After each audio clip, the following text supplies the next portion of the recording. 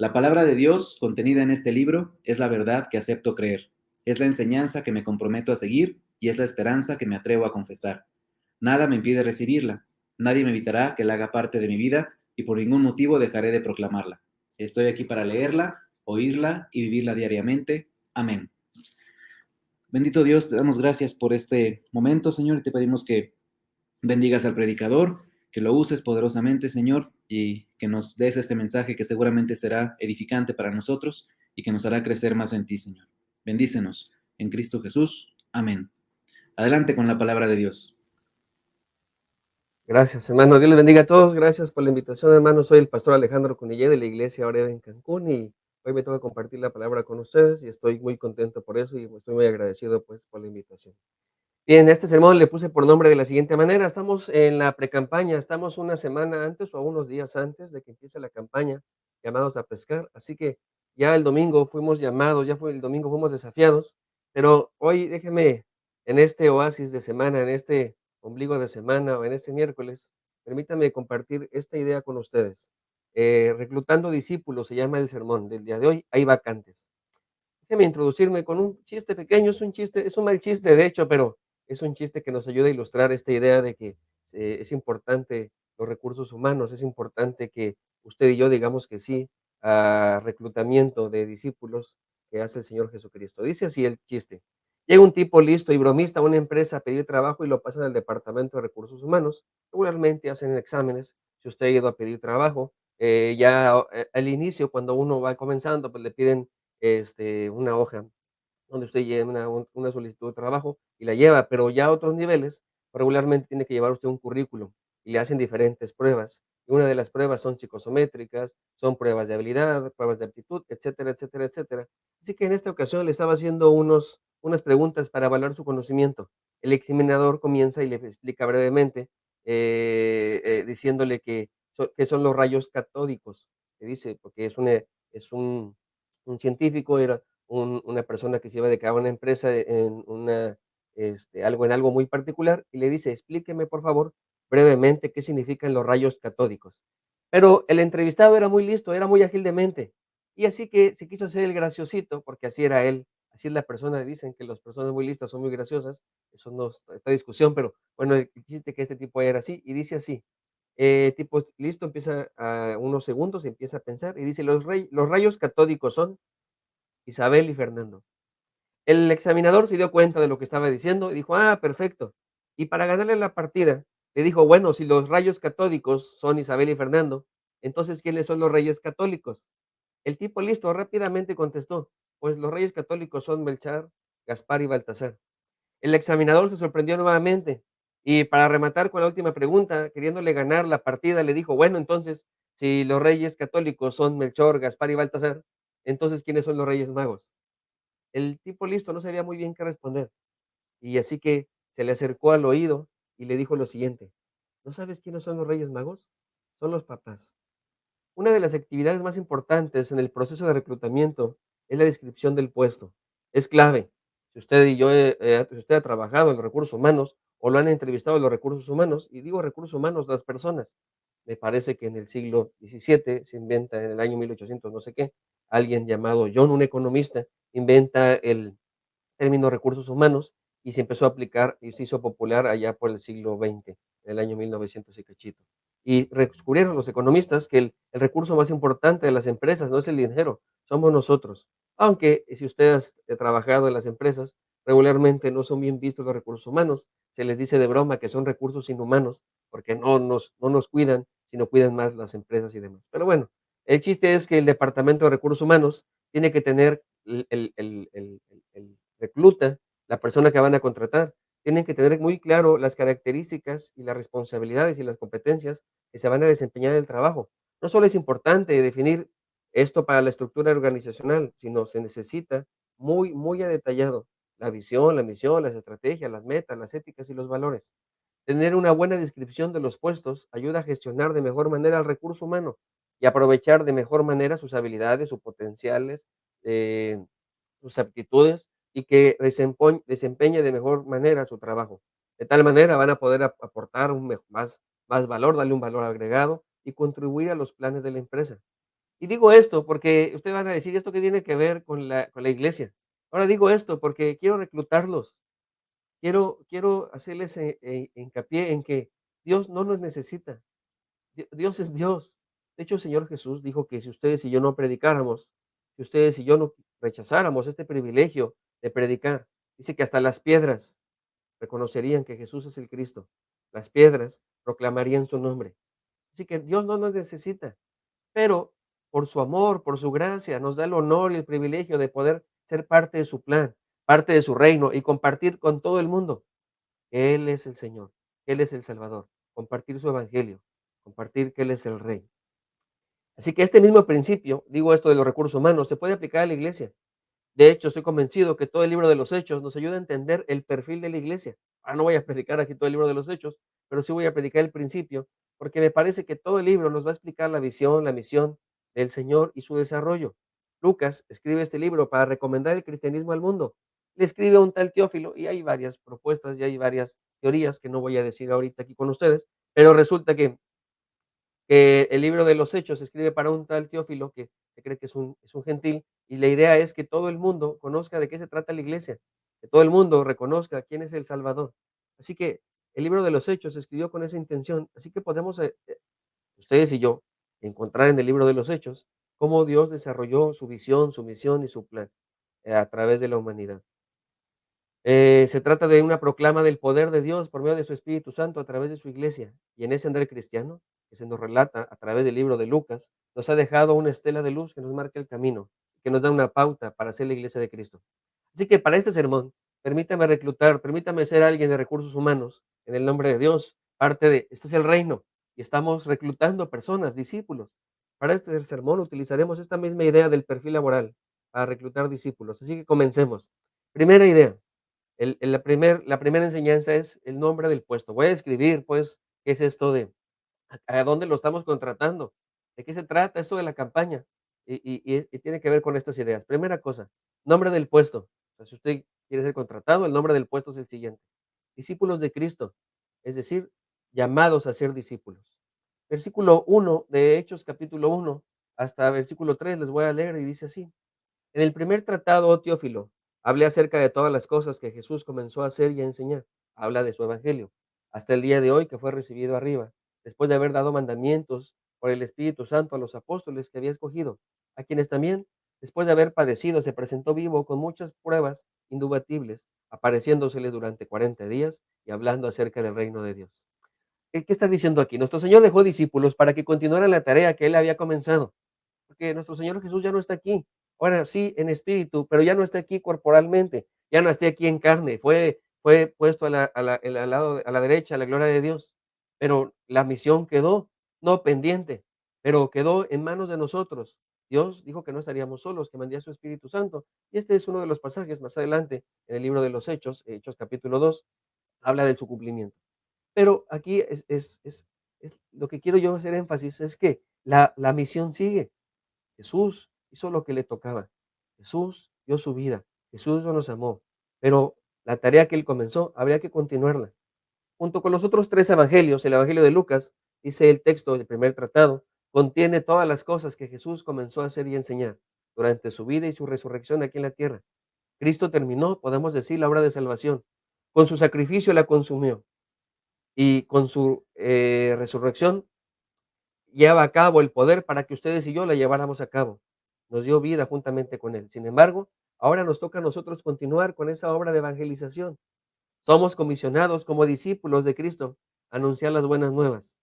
Eso está claro en el texto, pero ahora lo que yo quiero dejarles claro es que ahora que nos toca a nosotros ser discípulos, porque pudo haberle dicho a otras personas, a los ángeles, él pudo haber escrito en el cielo con su dedo, con fuego, pudo contratar un canal de televisión, o pudo hackearlo, o pudo, estar en las computadoras, en las redes sociales, pero no fue su plan es usted y yo, sus discípulos, no sus seguidores, no sus fans, sus seguidores, o los, que pudiéramos llamar sus religiosos, sino sus discípulos. Y para ser prácticos, permítanme definir la labor, porque quiero contratarlos, y hay un puesto de discípulos. ¿De qué se trata esta labor? Pues bien, déjeme decirlo en estas siguientes ideas. Un buen discípulo es aquel que enseña lo que aprendió de su maestro.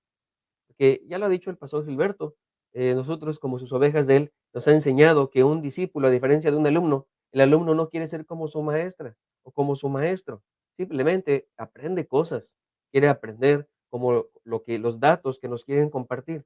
Pero el discipulado va más allá que eso, también hay conocimientos y también hay datos, hay información, por supuesto, pero se trata de algo más trascendente. Se trata de transferir la vida más que los datos. Se trata de enseñar la gracia, el amor, la esperanza, la oportunidad de vivir, el perdón. Es decir, más que aprender datos es compartir vida. Déjenme les platico una historia. Hace tiempo yo tenía un negocio, un pequeño negocio, junto con mi esposa, y la idea era, pues, servir a Dios, porque trabajaba yo en una aseguradora y nos iba bien ahí, pero no nos daba tiempo para servir a la obra de Dios. Así que, según yo, dije: "Renuncio", y así me va a dar más tiempo, que salió peor porque, pues, tenía mi negocio y me absorbía más. Pero bueno, eso es otro cuento para otra historia. Y resulta que en ese trabajo llegó una niñita y sabían que era pastor, sabía que yo estaba iniciando una pequeña misión en la Ciudad de México, se llamaba La Unidad.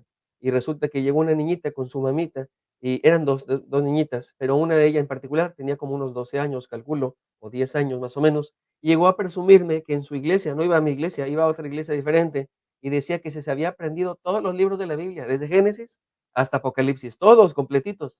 Y le dijo, pero enséñale al pastor. Ya medio le empujó la mamá y la niñita empezó así, agarró aire y dijo: "Génesis, Éxodo", y empezó así todo, Apocalipsis. Ya así cansada, ya casi sin aire. Yo dije: "Oh, qué padre". Le aplaudí y por alguna razón tenía ahí unos dulcecitos, una paleta, y se lo compartí. Pero su hermanita se puso medio celosa y dijo: "Ah", dio dulce, yo creo. Dijo: "Pastor, yo también me los aprendí", era más chiquita, ella tenía como 5 o 6 años. Intentó decir los libros, no se los sabía todos de memoria, pero de cualquier manera yo la felicité por su esfuerzo, igual tiene una paleta para ella y se la di. Pero su mamá me había platicado que tenían problemas, su papá les pegaba, su papá era borracho y tenía otras cosas que ella me estaba platicando. Y yo pensaba, está bien, pues, que se sepa los libros de la Biblia, está lindo, pero ¿para qué sirve? ¿No sería mejor que le enseñaran del amor de Dios? Que Dios las ama y que por alguna razón están pasando esto, pero no están solas. ¿No sería mejor que les hablaran de la gracia de Dios? ¿No sería mejor que les hablaran del perdón y que les enseñaran a abrazar a su papá? Porque en ocasiones nuestros enemigos no están allá afuera, en ocasiones nuestros enemigos están en casa, pero también esos hay que perdonar. Igual, 70 veces 7. A esos a veces hay que ponerle la otra mejilla y caminar la otra milla. Un buen discípulo es aquel que enseña lo que aprendió de su maestro. Me parece que hay iglesias que lo único que aprendieron fueron datos, pero ustedes y yo no, ustedes y yo somos distintos. Tenemos un gran pastor y ese pastor nos enseña a caminar con Dios y ese caminar con Dios debería ser reflejo y compartirlo con los demás. Eso hace un discípulo. Un buen discípulo además es responsable de hacer otros discípulos. Los milagros, dice todo, el primer tratado, dice Lucas, ¿no? En este libro de los Hechos, porque habla de los milagros, las parábolas, las enseñanzas, y todo eso debió animar la fe de aquellos discípulos, aclaraba sus dudas y tal vez les hacía comprender mejor la misión de la iglesia. Esas mismas enseñanzas ahora están en nuestro alcance en todo este libro, están muy claros en los evangelios. Se desarrolla estas enseñanzas y la misión y la visión en todo el Nuevo Testamento y están de forma velada en el Antiguo Testamento. Por eso es importante poner atención a cada sermón, leer nuestra Biblia diariamente, hacer un esfuerzo por asistir a una zarza, es decir, para aprender de Cristo, para poder enseñar a otros, sino que estamos enseñando. Es duro, pero hay gente, de verdad, no me va a creer, pero hay gente que no va a la iglesia, no asiste, no no se reúne, va de vez en cuando y cree que sabe mucho de la Biblia, pero eso no es serse responsable. El pastor está para edificar, el pastor está para perfeccionar a los santos, el pastor está para enseñar, para administrar enseñanza, conocimiento, capacitación. Y los discípulos, las ovejas, están para compartir el mensaje más extraordinario que tenemos, es decir, discípulos que hacen discípulos. Él decía el pastor Gilberto, eso se lo aprendí, de hecho, el día de ayer nos enseñó esto. Él decía que si somos pastores y ustedes son ovejas, el pastor no pare, no embaraza a las ovejas, más bien son las ovejas que hacen otras y otras y otras ovejas. O sea que la idea es muy clara, el pastor las alimenta, el pastor las cuida, el pastor les provee de lo que necesitan, pero las ovejas son las que tienen que ser otros discípulos. Y esa es responsabilidad de todos nosotros como discípulos de Cristo y discípulos en Oreb. Un buen discípulo es ejemplo de vidas. Ahora, ¿de dónde saco esto del texto? Pues el mismo libro de los Hechos dice esto. La idea es convencerte, Teófilo. Es un discípulo haciendo otros discípulos. Un buen discípulo es ejemplo de vida y santidad. El mensajero debe de manifestar el poder del mensaje que está manifestando. Debo aclarar que aunque debemos ser ejemplos, y ustedes y yo buscamos la perfección, porque así como Dios es perfecto, nosotros deberíamos ser perfectos. Sin embargo, ustedes y yo sabemos que fallamos. Pero entonces hay que levantarnos y seguir adelante. El pastor Gilberto nos ha enseñado que santo no es aquel que nunca se equivoca, sino que se levanta y sigue a su maestro. Déjenme les pongo una ilustración. Estaba un niñito y estaba siguiendo a su papá, y el tipo este medía más de 2 metros, era gigantesco, y estaban en la playa, y la zancada de este tipo, de este señor, pues era muy larga, es un tipo gigantesco, entonces daba una zancada gigantesca, y dejaba las huellas, y el niñito se veía, todas las personas que estaban ahí, con sus lentes, en sus camastros, tal vez con un daiquiri, con una piña colada, bueno, todos sin alcohol, porque todos cristianos, por supuesto, una Coca-Cola bien fría, un agua, lo que sea, una de coco, de piña, lo que sea. Estaban ahí viendo la escena y se les pareció muy tierno porque se veía aquel hombre que llevaba prisa, estaba dando unas sacadas muy grandes, pero detrás de él venía su hijito, un pequeñito, 7, 8 años, tal vez 6. Intentaba seguir las huellas de su padre, pero sus zancadas eran muy grandes, ya hemos dicho. Y el niñito no lograba, brincaba, tenía que brincar de una huella a otra. Y a veces no lo lograba, caía, se quedaba un poquito atrás, no llegaba a la otra zancada de su papá. Pero todos reconocían el esfuerzo de aquel pequeño para imitar los pasos de su papá. De eso se trata. Alguien dijo así: "No es los grandes talentos los que Dios bendice, sino la semejanza con Jesús". Eso es un discípulo, eso es ser diferente, eso es ser ejemplo de vida. Un buen discípulo defiende su fe. Nuestra fe no es ciega. Aquí tenemos a Lucas que está intentando defender su fe. Nuestra fe no es ciega. Hay pruebas fidedignas de los que creemos. El texto dice que Jesús se le apareció a todos los discípulos para que darles pruebas indubitables, es decir, que no hubiera duda de ellos. Los arqueólogos, los historiadores, los genetistas, la astrofísica y otras muchas ciencias más dan pruebas de nuestra fe verdadera. Sin embargo, hay algo que el texto me parece que pudiera hacernos más sentido. Y ahí le va cuál es. Un discípulo, o sea, usted y yo, es prueba viva de que Jesús existe, de que Dios existe, de que nuestra fe es verdadera. Cristo se presentó vivo con muchas pruebas. Es nuestro turno de presentarnos al mundo con tantas pruebas de nuestra conversión, de tantas pruebas de nuestra vivencia con Él, de tal manera que demos una evidencia de lo que Dios ha hecho por nosotros y que a los demás no les quede duda.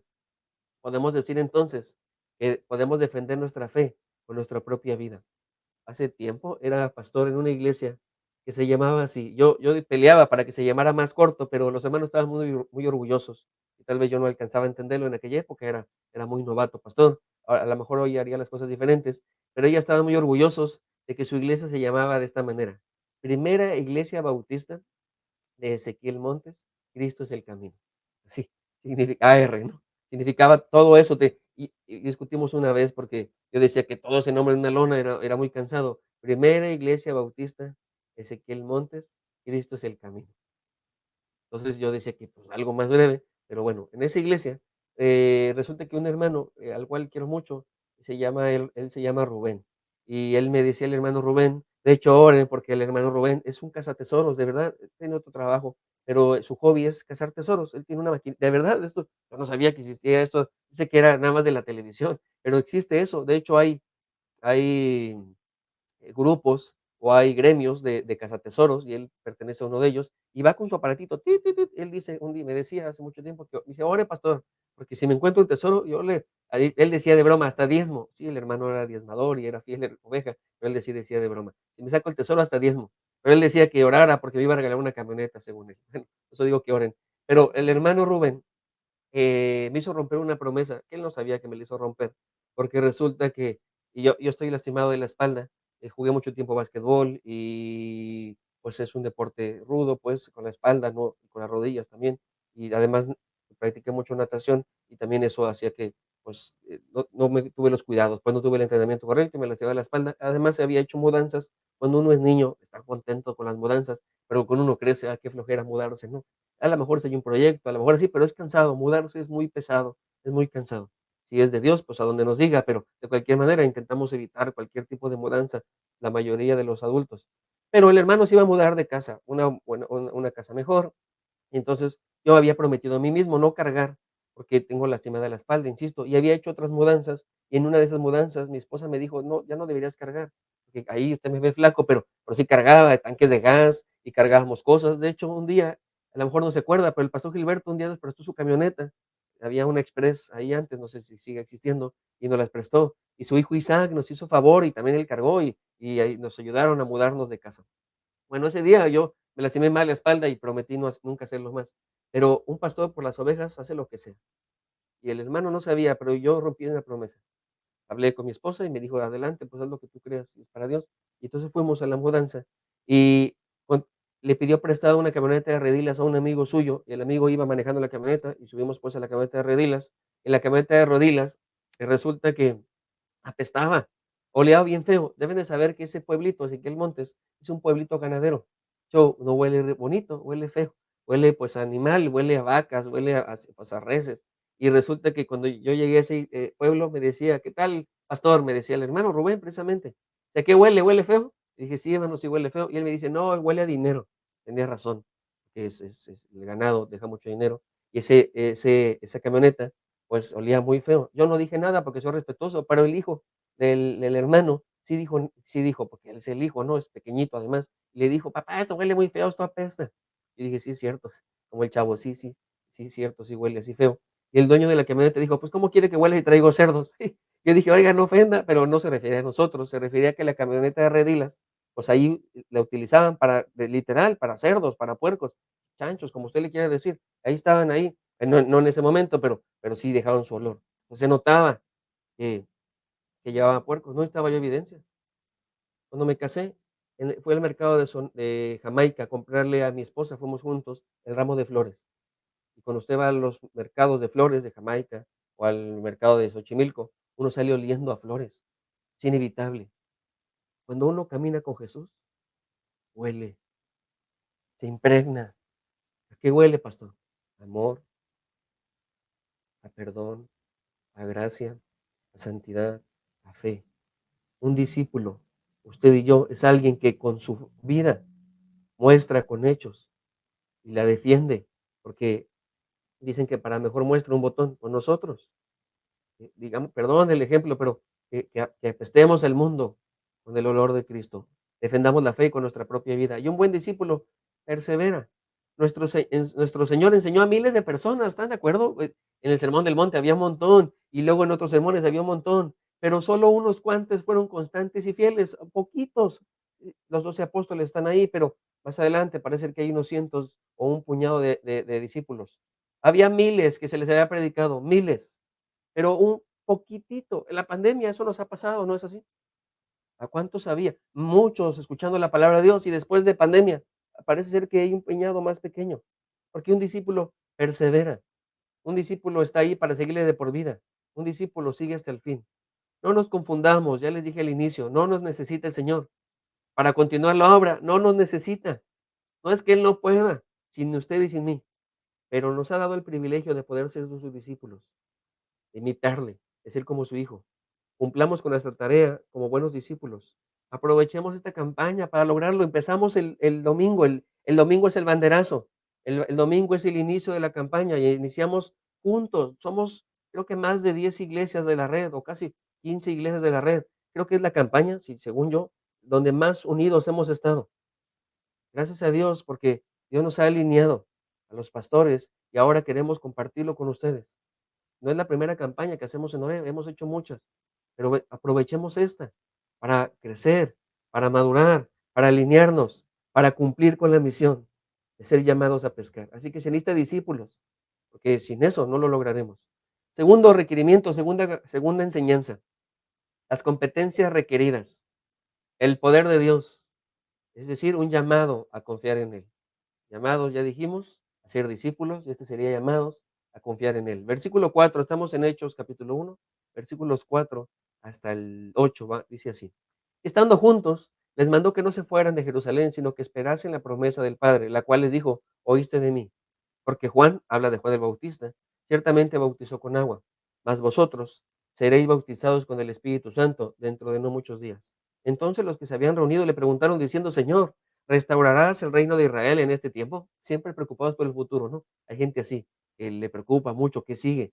Y fíjense cómo responde Jesús y les dijo, no os toca a vosotros saber los tiempos o las sazones que el Padre puso en su sola potestad, pero recibiréis poder cuando haya venido sobre vosotros el Espíritu Santo, y me seréis testigos en Jerusalén, en Judea, en Samaria y hasta el último de la tierra. Qué interesante que el poder del Espíritu Santo no es para espantar y para presumir o para sanar. El poder del Espíritu Santo es para ser testigos en todo el mundo.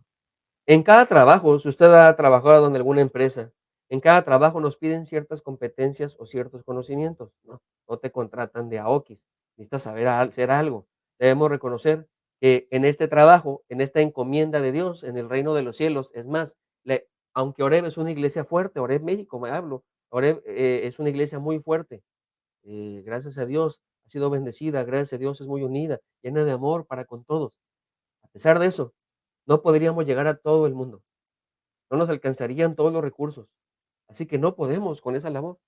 Es complicado, es costoso y es difícil, no solamente de manera económica, sino no todo mundo tiene el llamado para poder salir o para poder ir a otro país, o sea, Tombuctú, por decir uno, y no sé, Corea del Sur o lugares peligrosos en la ventana, famosa ventana 1040.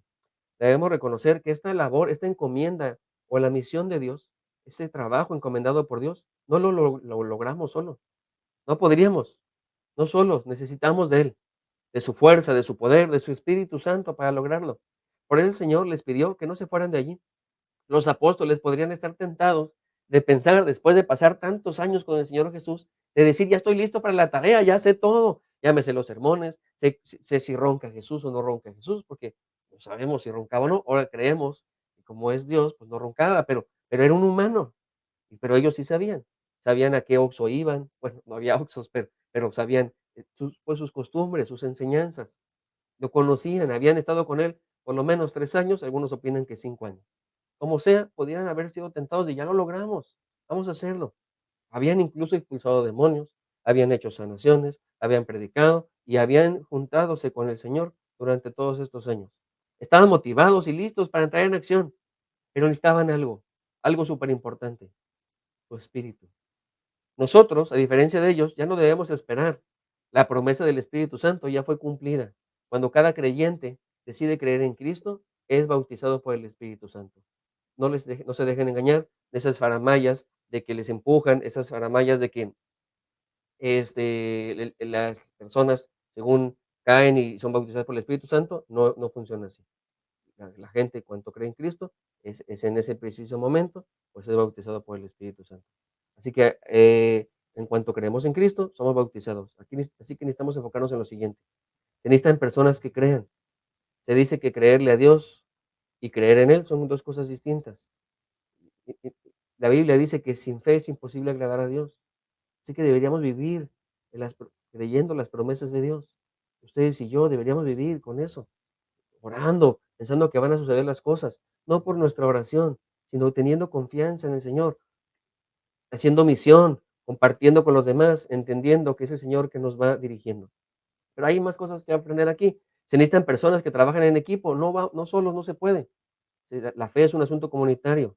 El texto nos habla de plural, el texto que leímos dice: "Juntos seréis bautizados, reunidos les preguntaron, me seréis testigos", todo eso está en plural. No existen Rambos o llaneros solitarios juntos.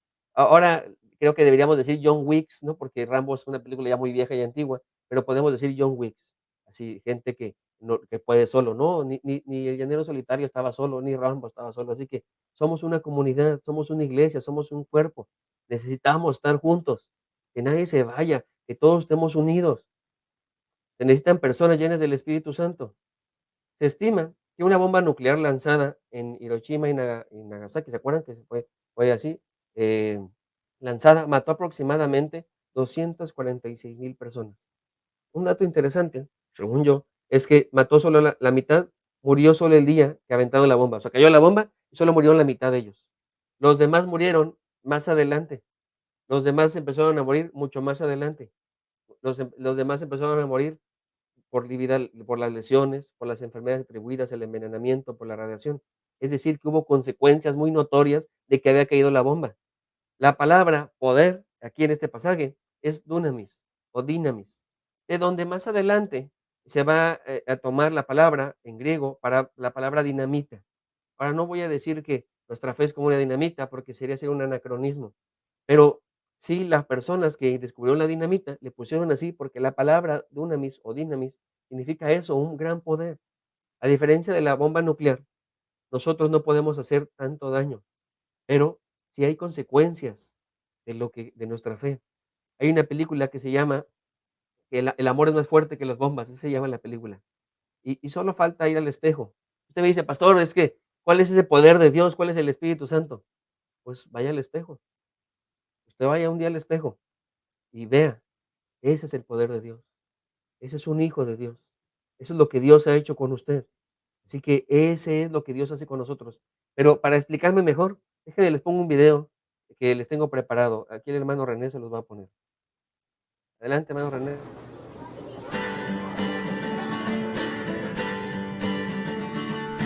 Free to be whatever I choose, and I'll sing the blues if I want. I'm free to say whatever I like. If it's wrong or right, it's alright. It always seems to me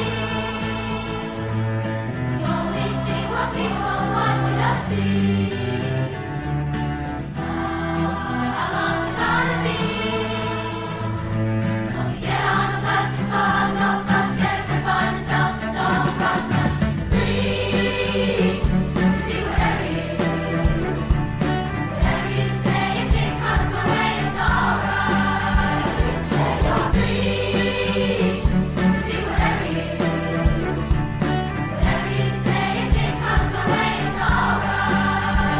Say you're free to be wherever you please. You can't choose a breeze if you want.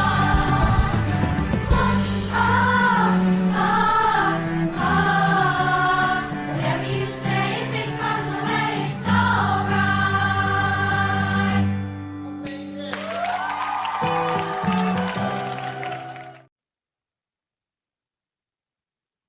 Amén. Nosotros somos esa evidencia del poder del Espíritu Santo.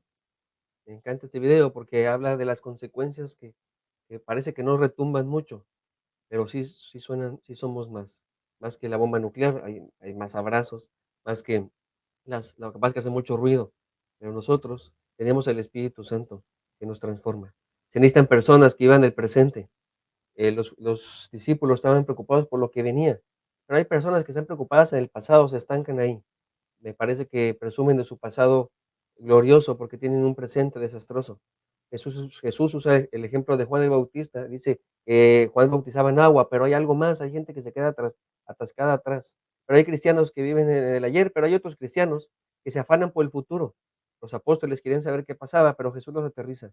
No es su trabajo ese, su trabajo es otra cosa. Su trabajo es ir a todas las naciones, ser testigos.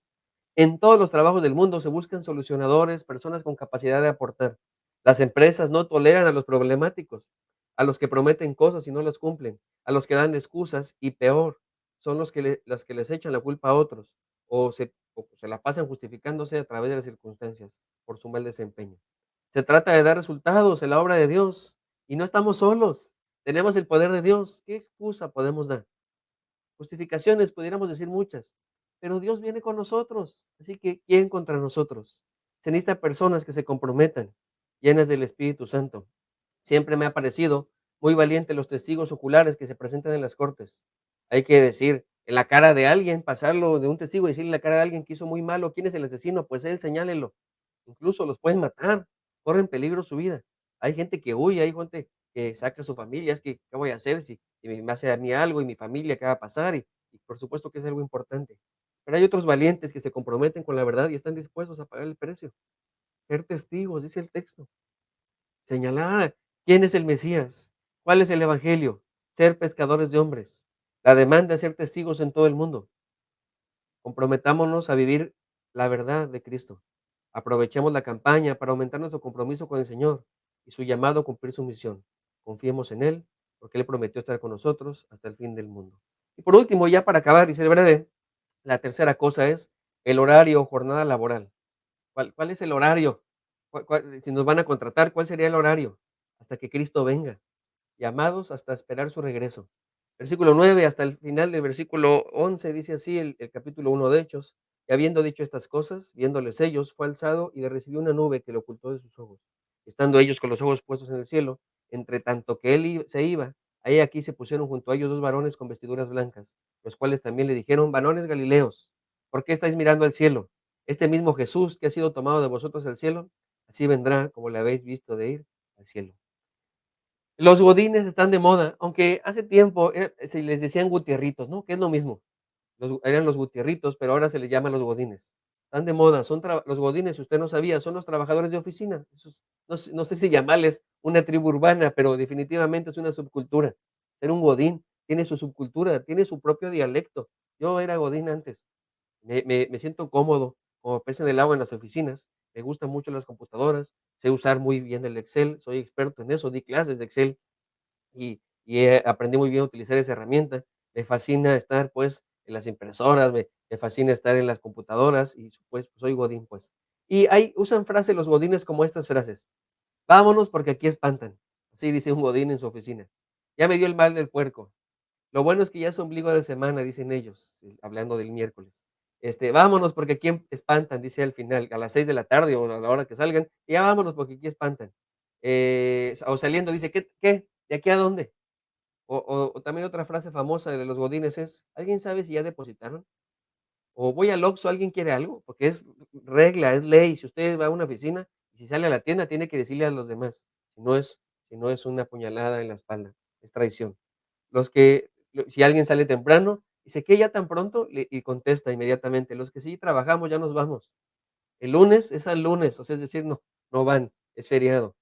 Y cuando les pagan, dicen, yo te invito al fin de quincena. O tal vez pueden decir, ya no tengo dinero y eso que la quincena va comenzando. Les digo esto porque se dice que en México es el país donde más horas se trabaja. Las jornadas laborales son largas y pesadas. Normalmente se trabajan 8 horas, pero algunos explotadores solicitan más. Es triste, pero para los mexicanos se dice que la vida y la muerte se cuentan en cada 15 días. Podemos decir que la quincena es la razón para vivir para muchas personas, o tal vez para algunos, el tan anhelado el fin de semana. Por fin es viernes, dicen algunos, y el cuerpo lo sabe. De hecho, dicen del jueves, que es un jueves chiquito. La razón para nosotros, los cristianos, no es el fin de semana, ni la quincena, ni el ni lo que usted diga y mande, sino es Cristo. Nos levantamos, trabajamos y nos esforzamos por Cristo. Vivimos esperando que Él regrese. Así que la propuesta es esta: vivamos esperando su regreso. No tenemos miedo de que regrese. Hay gente que predica, es que ya va a regresar el Señor, y pone publicaciones todas espantadas, todas emocionalistas, todas futuristas, todas sensacionalistas, es decir, todo como si nos diera miedo que va a regresar Jesús. Al contrario, es un honor que regrese Jesús. Ya nos urge que regrese el Señor. Ya no va a haber enfermedades, ya no va a haber más guerra, ya no va a haber dolor, estaremos unidos, le conoceremos cara a cara, es nuestro anhelo. Hay una palabra que Jesús dijo que nos desafía. Os digo que pronto les hará justicia, pero cuando venga el Hijo del Hombre, ¿hallará fe en la tierra? No, hay gente, usted lo vivió en pandemia. La campaña, lo que queremos, esta idea de llamados a pescar es que regresen otros que se alejaron de la fe, que vayamos hasta el fin del mundo. No sé dónde vive usted, si vive en la Ciudad de México, pues de Iztapalapa para el mundo, o de Coyoacán para el mundo, o de Benito Juárez para el mundo, o de Venustiano Carranza para el mundo, o donde viva usted. La idea es que alcancemos a todo el mundo, pero cuando Jesús regrese, Él mismo lo preguntó, ¿hallará fe en la tierra?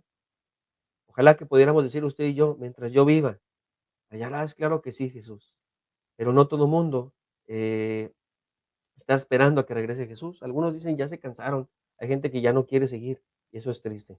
Y vamos con la mirada puesta en Cristo. Nuestro motor es Él, es lo que nos motiva, es lo que nos debería hacer despertar todos los días. El Señor. No sé por qué hay gente cansada de servir a Jesús. Ya me cansé, pastor, es que ya no quiero seguir ese ministerio, es que no sé qué, pero ¿por qué si es por Cristo? ¿Qué está pasando, no? Dicen tal vez que hay un libro que dice que tal vez es un fuego extraño lo que ardía en mí. porque el fuego del Espíritu Santo no se apaga. De hecho, el apóstol Pablo dice, no apaguéis el Espíritu, porque el fuego del Espíritu Santo es una llama que arde, y es ese motor y esa espera en nuestro encuentro con Cristo. Obviamos el principio del OXXO para convencerlos. Nuestro horario es de 24 horas, 7 días a la semana, es decir, de 24 horas, 7 días, no cerramos, no hay vacaciones. Los quiero contratar, pero no hay vacaciones. ¿Cuál es nuestra hora de salida, Señor? Para esta misión, no hay hora de salida. No hay días de asueto, no hay vacaciones cristianas. Nunca dejamos de ser cristianos, a donde quiera que vayamos, a donde quiera que estemos, a cualquier hora, somos cristianos. No hay horario de salida. Pero oiga, ni quien quiera salir. Al contrario, es una alegría ser cristiano, es una alegría que esto sea para siempre. Ser cristiano nunca termina. El desafío, pues, es a decir: "Sí, le entro". Hay vacantes disponibles. ¿Usted qué contesta? Participemos en la campaña. Es un intento pastoral, es un intento de la red de pastores, por supuesto, liderados por el pastor Gilberto, para convencernos de cumplir con la misión. Es un llamado para todos. Por favor, usted no vaya a pensar, es que no, yo voy iniciando, es que yo ya llevo tiempo, ya me he aventado todas las campañas del mundo. No, yo también, yo desde que llegué a Oreb tengo todos los libros del Paz, acá atrás tengo todos los libros de todas las campañas. He sido partícipe de la mayoría. Creo que la única que no participé, y eso porque no había llegado a Oreb, es la campaña que ni escribió el Paz, fue la campaña de Rick Warren, con la que se empezó. Pero a partir de ahí, yo he entrado a todas. Así que es para todos, maduros e inmaduros, parvulitos o viejos en la fe, grandes y chicos, neófitos y expertos. Para que nos quede claro, la propuesta es la siguiente, mi propuesta de hoy es la siguiente: ser discípulos del Maestro Jesús, dejarnos capacitar, no lo lograremos solos, estamos de su poder, de su Espíritu Santo, y estar disponibles en todo momento para nuestro Dios y Salvador. Si usted dice que sí, bienvenido a la más grande y más exitosa y más famosa empresa de todos los tiempos, la Iglesia de Jesús. Necesitamos discípulos que den dividendos, es decir, que den frutos, pescados. Si somos llamados a pescar, pues pescados. Es una alegría contar con usted. Ahora no lo veo, a lo mejor usted en los comentarios póngale, sí, acepto, le entramos, pero no lo vemos, ahorita leeremos, pero si usted dijo que sí, es una alegría contar con usted. Le garantizo además que el más beneficiado será usted y su familia. Y una vez más, bienvenido y felicidades. Señor Santo, bendice a la iglesia. Ahora sé que lo haces. Sé que has dado un gran liderazgo, un gran pastor, una gran familia pastoral. Y te seguimos pidiendo, Señor, porque por eso oramos tanto y con tanto fervor con la hermana Yani. Es el amor que le tenemos. Pero no solo eso, sino todo lo que tú haces a través de ellos. Bendícele, Señor. Y bendice a la iglesia. Bendice a aquellos que toman la decisión de, sin importar el nivel que están, de decirle entramos. A lo mejor usted es un discípulo, hermano, siga orando en su lugar. A lo mejor usted es un discípulo que pues, lleva tiempo, pero no está dando el máximo. Hablando de oficinas, no se ha puesto la camisa. A veces se la quita. Pero usted no sea de esos. Usted sea de los que le va a echar más ganas. Tal vez usted está empezando. O a lo mejor usted se alejó y por alguna razón está viendo este video. Donde estemos, por favor, le pido que se comprometa con el Señor una vez más. El llamado es para ti. Es exclusivo, es para ti. Es para todas las personas, pero Dios está pensando en ti.